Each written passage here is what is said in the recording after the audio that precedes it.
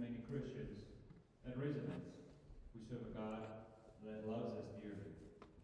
His Son came to this earth to die for us. For us as Christians, even those who are seeking, will know what that means. But there are many out on this space that do not know that. And as we come to our tithings, I want you to think about that, of what we give. Because that money that we give does go out to minister to those that do not know about it. We have great ministries on this place that continue to serve God faithfully, to go out in this world and share the joy. So we're changing the process a little bit different today. We have the collection plate at the back.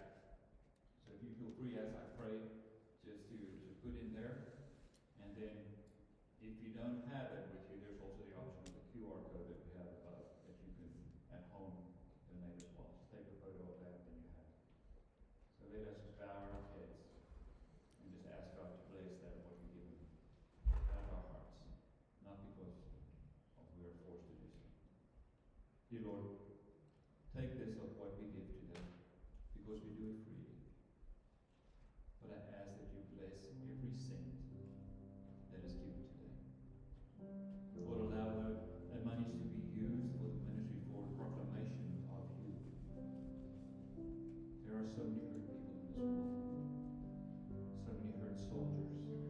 And as chaplains and as religious affairs specialists, we speak to them every day. Even those here, I've spoken to those who are brokenhearted. Lord, allow these money, these funds, to be used to bring people closer to you, soldiers to, and families to see you. Not as somebody that is far away, but as a God that is just walking and standing right next to them.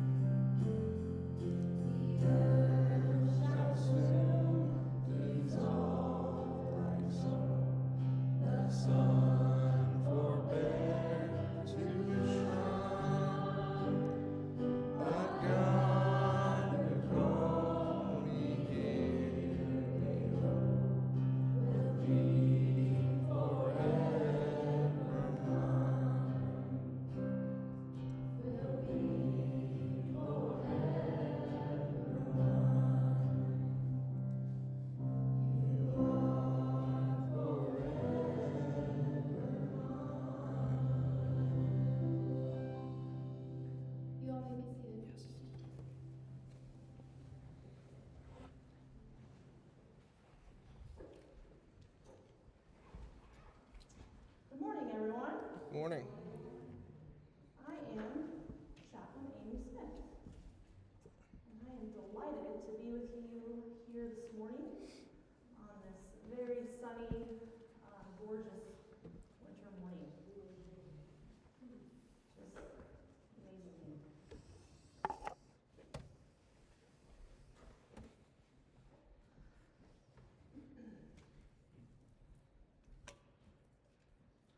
So when I was a little girl in elementary school, my elementary school would always do a end of the year springtime picnic. We would have this picnic at the local park, not too far from the school, and it was for grades 1st through 6th grade, because that was the school that I attended. And I always look forward to this picnic every year. 1, I'm out of the classroom. 2, I get to hang out with my friends. And 3, I'm going to eat an amazing food and win a bunch of prizes, and we're just going to have a great time outside. This particular year at this picnic, I was with my friends. We were on the playground, you know what kids do, playing on the playground, and lo and behold, there's my brother, my older brother, who comes by with his friends, and they said, "Did you hear?" And we stopped. I look at my brother, I look at his friends, I'm a little confused. I'm like, hear what? And my friends say what I'm thinking, which is, hear what?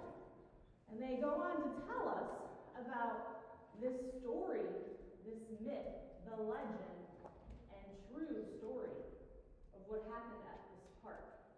Now, the name of this park is Spring Grove Park. And the reason why it's called Spring is because there is a spring, a literal spring at this park. The spring also has a creek or a creek, depending on where you're from and how you pronounce that word, running through the park. And with this spring, you can see bubbles that come up. The air comes up and bubbles over. It's a spring. And there's a walking path. It's beautiful. It's wooded. It's a great park to go have any picnic at. So my friends and I and my brother's friends allude to start telling us the story about this myth, the legend, and the true story about the spring. And don't walk too close to the spring, because if you do, what will happen is you are going to get sucked in by the ghost who lives in the spring.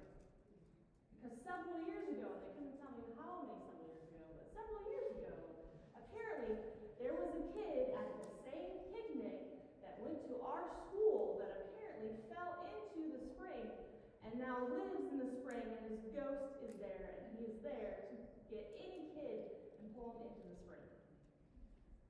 My friends and I are terrified. My brother and his friends walk away, and they're laughing. Lo and behold, it wasn't until I went home later, and I told my sister, so it's my sister, my brother, and then I am the youngest, and I said, "Erica, do you know about the spring? Do you know about the ghost that lives in the spring?" And she starts laughing. She said, "Oh, you mean that story that gets passed down from the upper elementary to the lower elementary year after year after year?" I said, "What are you talking about?" She's like, "It's a silly story and it's not true." And then she looked at me and she's like, "But do you believe that?" And I said, "Well, I don't know. I saw the bubbles." She said, "That's a spring. That's natural. It's naturally bubbling. It's supposed to do that thing." Did I believe it? Yes. Do I now, today as an adult, realize what a silly story that my brother, in his kindness with his friends, shared with us? I'm wondering if you believed something silly as a kid, when you were a kid. Or maybe you have children, and currently they are believing in something silly, and they just believe that they know that it's true.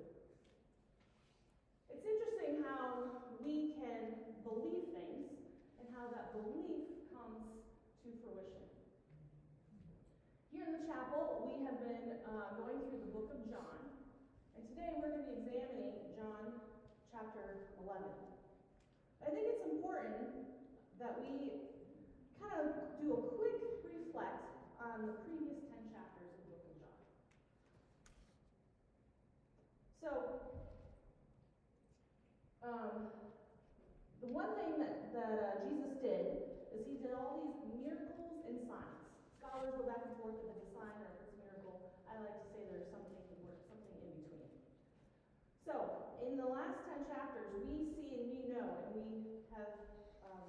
experience. That Jesus turned water into wine. He had the healing of the official son, healing of the man at the pool, the feeding of the 5,000. Jesus walked on water, and he healed a man who was born blind. All of these miraculous signs had happened.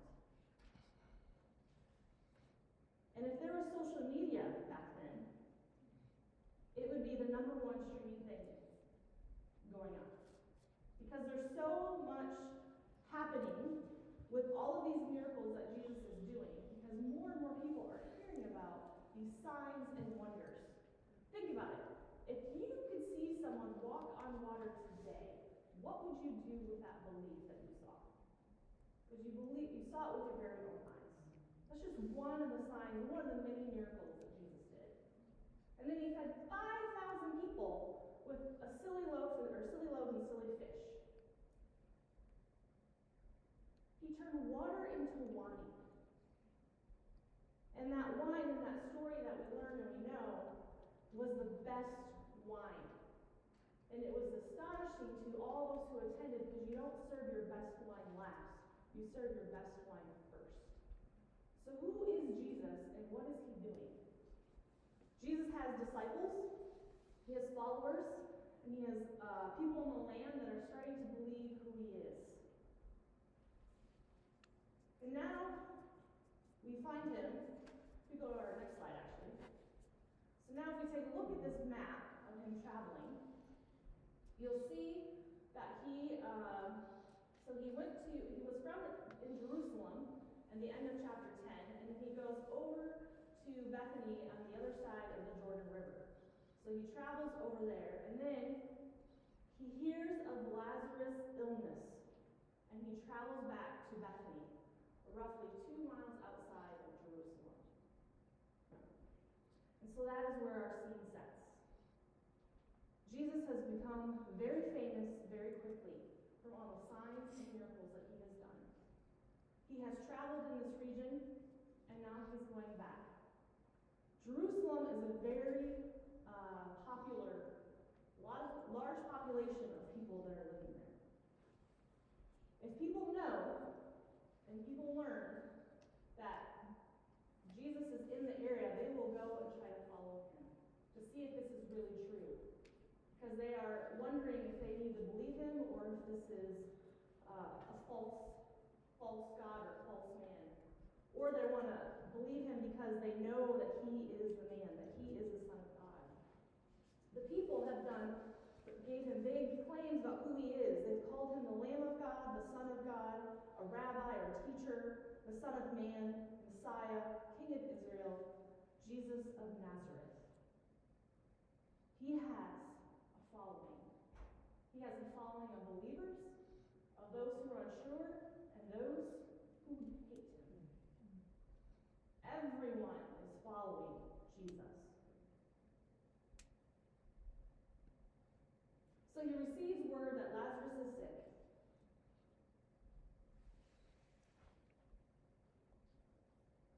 And that is where Mary and Martha are. Mary and Martha and Lazarus are our brother and sister. They're family. Jesus has this whole discourse with the disciples, and there's this wondering if he needs to go and travel to them. Like, well, if he's really sick, yeah, maybe, but Jesus, are you sure? Because there are people who want to kill you and stone you. Are you sure you really want to go do this? Is this something that you need to do? And he talks to the disciples about this idea and concept of light and darkness and stumbling. And if you're a disciple, I'm thinking, what is Jesus talking about? Yeah, of course, Jesus, we're going to travel in the daytime. Why would we travel at night? Maybe we should travel at night, Jesus, because then you'd be less likely to be stoned because people can't see you. That's in a literal sense, in our human sense of trying to rationalize what Jesus is saying here to the disciples. So he goes back and forth, and then there's also this concept about sleeping. Well, and then Jesus tells the disciples he's sleeping. Well, they're like, well, he's sleeping. Jesus, I'm sure he'll wake up from his nap. Like, it kind of naturally happens. And then Jesus tells the disciples, no, actually, he's dead. Think about this. Like, what is going on with Jesus? disciple. And in verse 16, so Thomas, called the twin, said to his fellow disciples, let us go that we may die with him. Let us go so that we may die with him. Isn't that interesting? Isn't that what it means to follow Christ? Is for us to die so we can have life to follow him? Isn't that interesting that maybe Thomas here is thinking in a literal sense? Like, let's go with him, we want to support him because he's Jesus and we've been following him. But we also know that if we go, we might actually be persecuted and we might die as a result of our belief system. Christians today around the world are still being persecuted for their faith in Jesus Christ. Christians around the world are still like Thomas today, who said, let's go with him, even though we may die with him.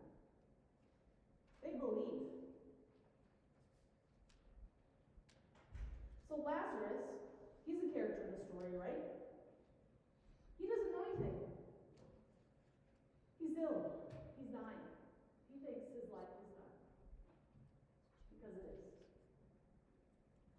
But his sisters, Martha and Mary, are mourning the loss, and they know what Jesus can do because they have seen Jesus do these miracles and signs, and they know that this Savior will save their brother and make him well again. So they're putting this expectation on Jesus that he's going to do the same thing that he's done before, and that's their hope. They're putting their hope into him. I think about when we grieve. Mary and Martha were grieving. When Jesus finally arrives and Martha greets him, she says, Jesus, if you were here, he wouldn't be dead. But I know that he will rise again on the resurrection on the last day. Martha still has this hope, even though she had this hope that Jesus would have came and healed her brother. But in that moment, she still has her hope and her eyes on Jesus that her brother's going to rise again in the resurrection. Mary's back at the house, she's grieving. There are many Jews around her, as Scripture says, and there are many Jews around her because they could travel from Jerusalem to Bethany. They could travel there. So it's not just like your immediate family and like your coworkers are grieving. This is a big funeral. This is a lot of people. And if you're a disciple in the story wondering what's going to happen to Jesus, and you've already told him, like, Jesus, don't go there, you might get stoned, you might die. But Jesus knows what he needs to do, and he knows why he needs to go. Jesus also delayed his travel. And he delays his travel because so that we may believe. Jesus, when he engages with Martha, he says to her, I am the resurrection and the life. Whoever believes in me, though he may die, yet he shall live. And everyone who lives and believes in me shall never die. Do you believe this? She says to him, yes, Lord, I believe that you are the Christ, the Son of God, who is coming into the world. After this, she gets her sister Mary. Mary has all these Jews mourning around her. She arises and quickly goes to Jesus.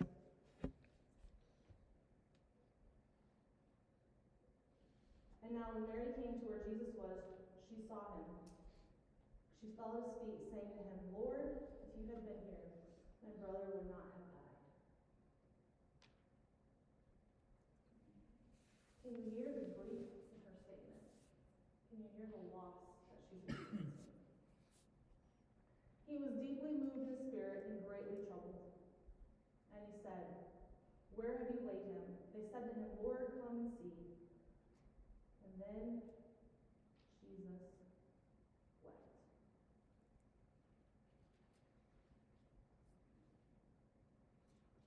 We will all die.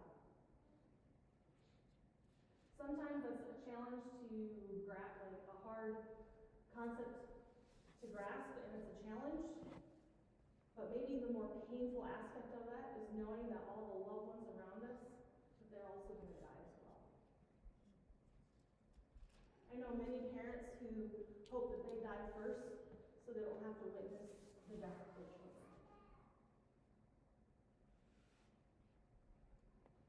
Jesus wept. The people of the time, they would not know necessarily what we know today about the stages of grief. In psychology, and a lot of other studies, we have identified stages of grief as this: of denial, of anger, bargaining, depression, and acceptance. When we experience a loss in our life, there is grief. Whenever there's a loss, there's grief. Sometimes that loss or that grief, depending on the loss, the grief is not as significant, such as if you lose a loved one, or a parent that you love deeply, or a grandparent you love deeply. But maybe the loss of your house burning down and losing all of your possessions in that house would be a significantly overwhelming experience and a lot of grief. And maybe it's not the loss of a house, but maybe it's a pet. Maybe it's a friend, or maybe you lost a dream. Or maybe you lost your job, or lost the promotion. We will experience loss. We will experience grief as a result of loss. And I think it's important to understand the stages of grief. It's not you go from one, get that stage done, and move on to the next one. There's these 5 stages in general that can happen anytime, and usually you go from one to the other. You can actually move back. When I served as a hospice chaplain, I worked with people and I served people who grieved a lot. Jesus wept. He didn't tell them it was going to be okay. He didn't try to fix the problem. Jesus knew the problem. Jesus also knows he's human and he's God. He's divine. Jesus wept shows us and the Jews and Mary and Martha his humanity. He was feeling the weight of grief and loss. Now that's the connection of the heart. But if you go to your head, you're kind of connecting with it. Maybe you get angry. Maybe you're frustrated with it. Like, this is silly. Like, why is Jesus crying? Why did he weep if he knows he was going to raise him from the dead? Like, if he knows he can solve the problem, why did he weep? What does this mean for us today?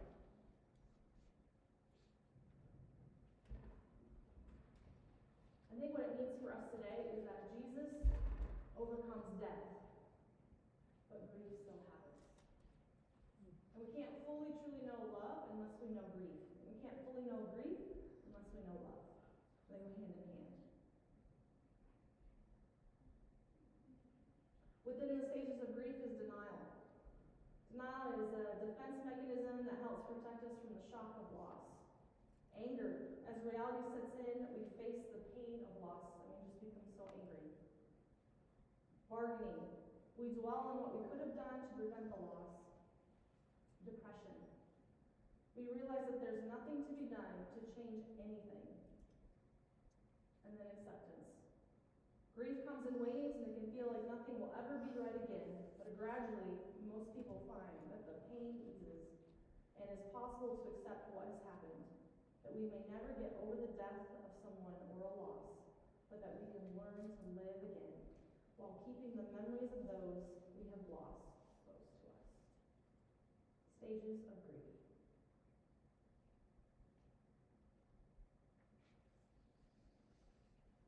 So Jesus wept.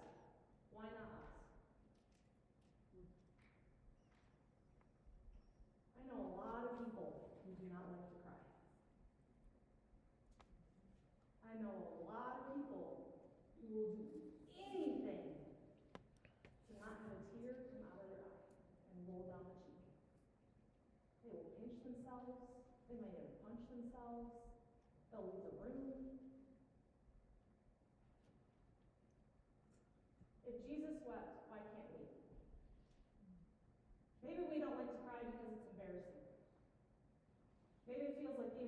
out of control, we don't know how to control it. Or maybe we are in denial because that's the stage of grief that we're in. And we don't want to cry because we can't imagine that this actually happened. We can't imagine that Lazarus is dead.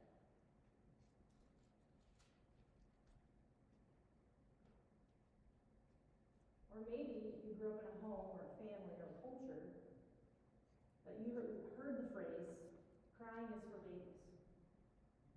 Or if you cry, I'll give you something to cry about. Crying is uncomfortable. I don't like it. But I cry. The other thing about tears and crying is it tells you, it communicates to you, it gives you knowledge about what's going on inside, emotionally and in your head. And it's an outward sign of things that are going on inwardly. And if it's an outward sign of things going on inwardly, we know that Jesus was grieving. And we know that he loved Lazarus, that he loved Mary, and he loved Martha, and he loved his disciples. And he loved all the people that were watching him. And he felt the weight of it. And sometimes, when we are with our friends or we are with our family, the best thing that we can do, if they're grieving, is to sit with them. And we don't say anything. We just be present with them. And maybe we cry with them. Maybe we hand them a Kleenex.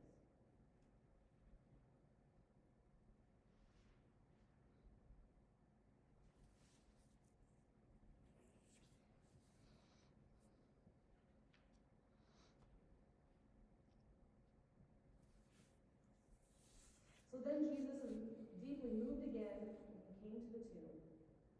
And it was a cave, a stone lay against it. And Jesus said, "Take away the stone." Martha, the sister of the dead man, said to him, "Lord, by this time there will be an odor, for he has been dead for 4 days." Jesus said to her, "Did I not tell you that if you believed, you would see the glory of God?" So they took away the stone.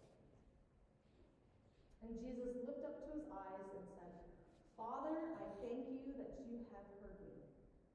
I knew that you always hear me, but I said this on the account of the people standing around, that they may believe that you sent me." Jesus gives thanks. He's giving thanks in the midst of this grief.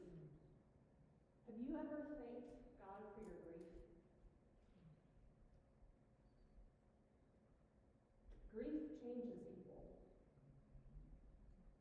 Maybe God's trying to change you. Maybe he's trying to transform you. Maybe he's trying to transform you like we're about to read and hear about Lazarus.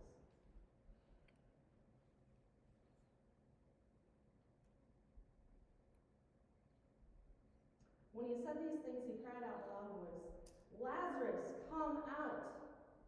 The man who had died came out, and his hands and feet were bound with linen, and his face wrapped with cloth. And Jesus said to them, "Unbind him and let him go." And many of the Jews, therefore, who had come with Mary, had seen what he did and believed in him.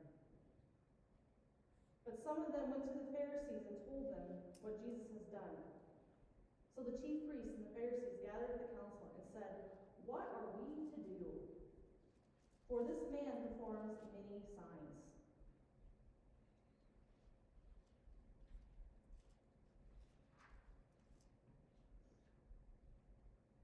The Pharisees and the chief priests, what are we to do?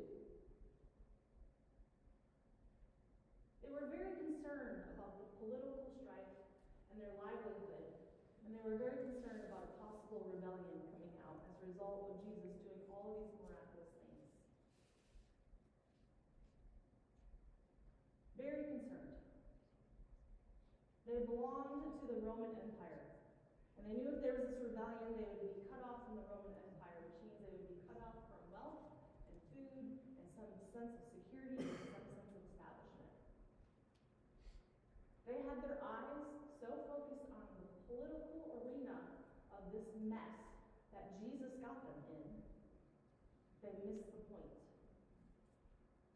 They let their fear drive their decision, and they put trust in their fear as opposed to trusting in Jesus.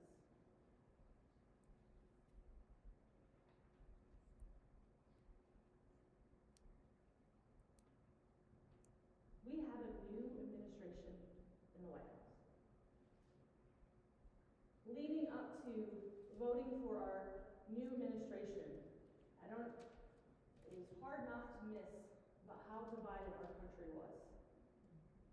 And I would even say we are still divided as a country.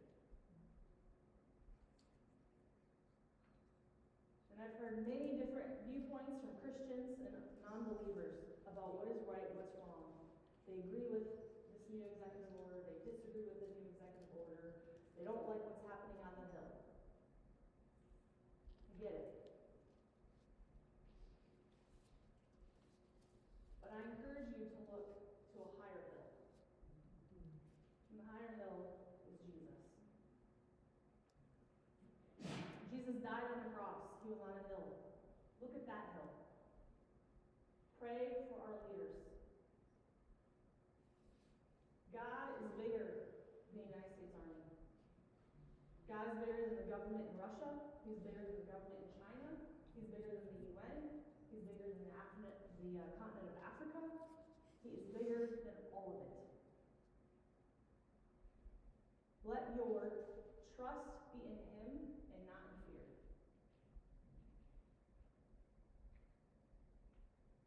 What are we to do, they ask. Concerned about what's going to happen and how to control Jesus.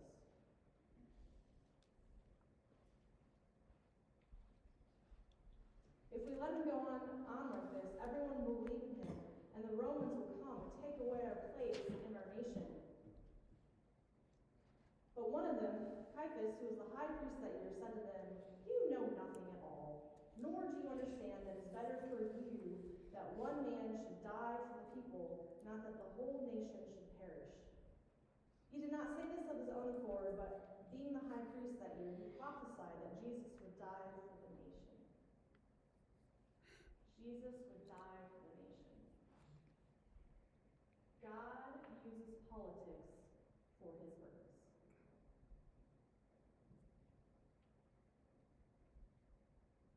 Not only for the nation only, but also to gather one of the children of God who are scattered abroad. So from that day on, they made plans to put him to death.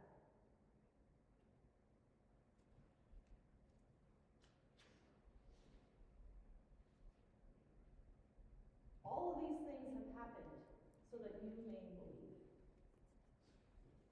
All of these things have happened so that you may believe, so the disciples can believe, so Mary and Martha can believe, so Lazarus can believe. Do you believe Jesus when he says, "I am the resurrection and the life. Whoever believes in me, though he die, yet he shall live, and everyone who lives and believes in me shall never die"? Do you believe in Jesus? Do you believe? Do you believe like Lazarus, who got a second chance at life? Lazarus thought he was dying. Yes, he was. Can you imagine being Lazarus? Sitting in a tomb, you wake up, it's dark, and you have this mummified and all these things, and it probably smells in there. I mean, you were in there for 4 days. And then there's like this light, and you hear this voice, a very loud voice that says, "Come out," and it's your name. And then you come out, and then you are unwrapped, and then you see right before you is Jesus. A second chance. That's what a second chance looks like as a Christian. When we die ourselves and we accept Christ into our life, that we are given a second chance. Because we no longer have to worry about our sin because Jesus died on the cross for us. So we can have that second chance. So that we can live. Do you believe? Do you believe like Lazarus that Jesus is going to give you a second chance? Do you believe like Mary and Martha that in their grief that there was still hope? Do you believe in Mary and Martha that in all the stages of the grief that Jesus is still there, even though he may feel very absent?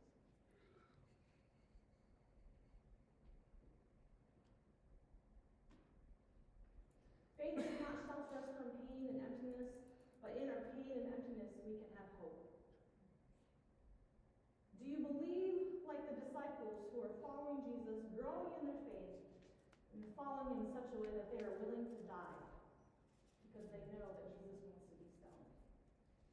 Do you believe in Jesus where you're willing to be persecuted for your faith? Do you believe in Jesus that you're willing to pray for those who are currently being persecuted around the world for their faith?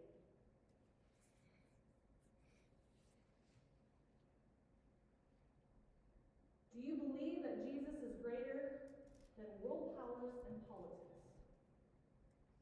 Do you believe that God uses politics for good?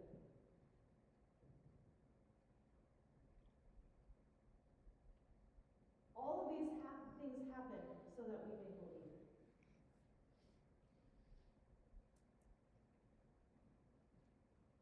Do you believe Jesus when he says, I am the resurrection and the life? Whoever believes in me, though he die, yet shall he live, and everyone who lives and believes in me shall never die. Let's go to the next slide. Do you believe this?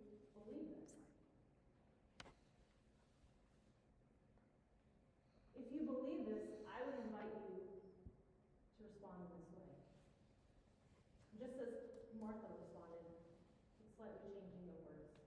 Yes, Lord, I believe that you are the Christ, the Son of God, who is returning back for the world. She didn't say returning back, but that is my words coming in. Because he's coming back and we know that. Yes, Lord, I believe that you are the Christ, the Son of God, who is returning back for the world. I'm going to encourage you to stand in your faith if you believe in this. And I'm going to encourage you right now to physically stand if you believe this. Do you believe that yes, Lord, I believe that you are the Christ, the Son of God, who is returning back to the world?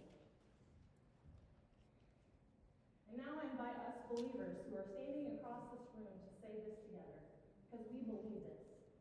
Say it with me. Yes, Lord, I believe that you are the Christ, the Son of God, who is returning back for the world.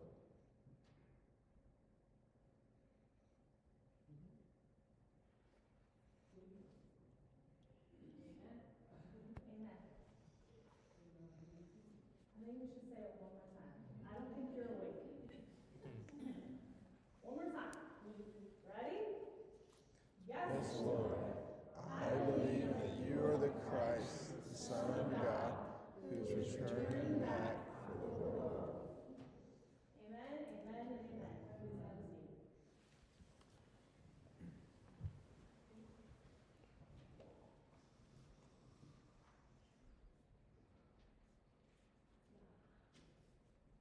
All these things happen so that we may believe. I'm glad that you believe it, because all of these things happen so that you may believe. Our faith will be tested, as Paul talks about in the New Testament.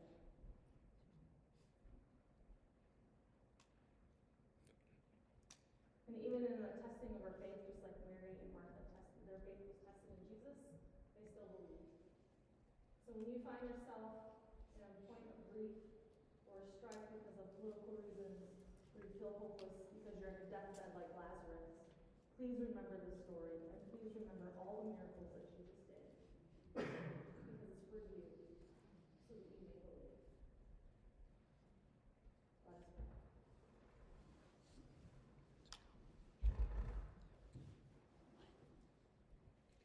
Our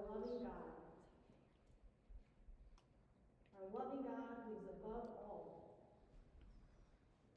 We praise you. We believe in you. We love you.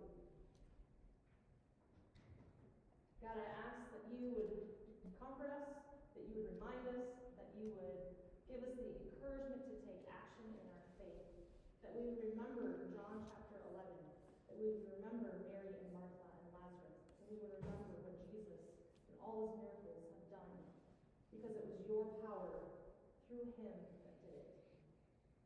Bring to light, remind us this week, today, the months to come, remind us of the power that's within Jesus, the power of the Holy Spirit and the power that only you can give.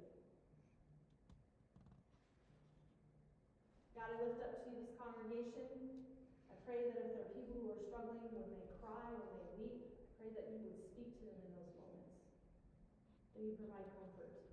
That they may not be embarrassed or ashamed of their tears, but they would know that it's because they know love well, that they grieve.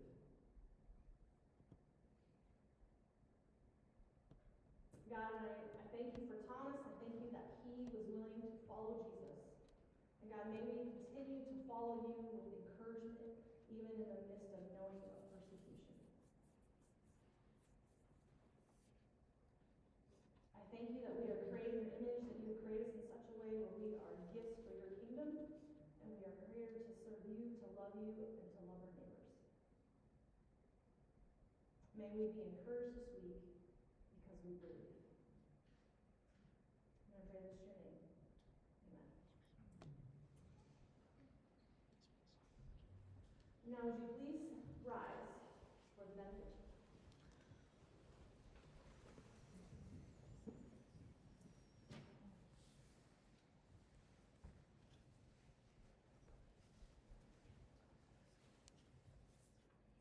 My fellow believers, my fellow Christians, as you leave this place today and you continue to live your week out, be reminded of these words that Jesus said, I am the resurrection and the life, that whoever believes in me, though he die, yet shall he live.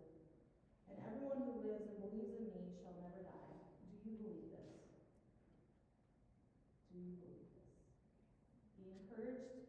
Thank you for coming. Please stay for fellowship afterwards, and you are dismissed.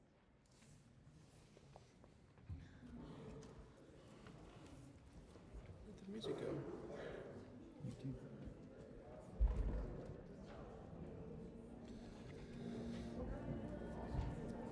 And then click on